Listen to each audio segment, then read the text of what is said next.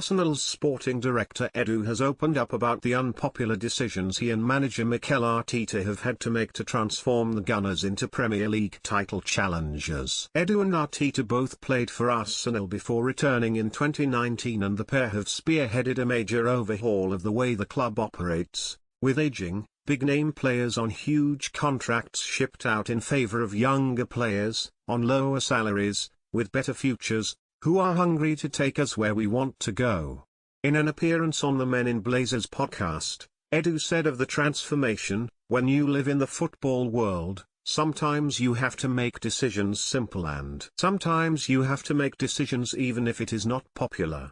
You have to be very strong on your ideas, what you believe, what is good for the club, what is good for the future of the club. For me, there are some elements in football which I will always give a lot of attention. When I joined, I looked at the squad balance, the positions, the age of the group. There are three elements that you have to be really aware of. First of all, we have to see the age of the player. Then you have to see the salary of the player. And third, you have to see the performance of the player. If you have a player over 26 or 27 years, you need attention. If his salary is high, you need attention. And if he is not performing, you are dead. Let's come back. If you have a player, 27 years old or 28, on a big salary, but he is performing, you can accept it. What you cannot accept is if you have those three elements and the player is over 28. You start to become uncomfortable, and it is better for you to move them on, because maybe this player is blocking someone younger, an asset who could help you. When I came to Arsenal, I saw all the squad, with respect, almost everyone was over 26, 27, on big salaries and not performing. If you have those three elements, which club in the world wants to come here and buy one of our players? No one.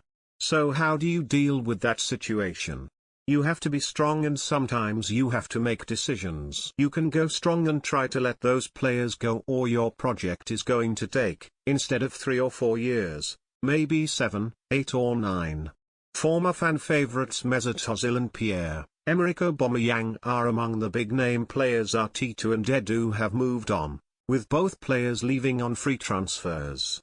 Then unpopular decisions started to come, Edu continued.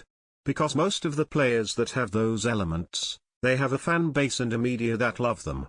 But for the club, it is not healthy sometimes to keep the player in that situation. When I started, I saw every single player in the squad with those three characteristics.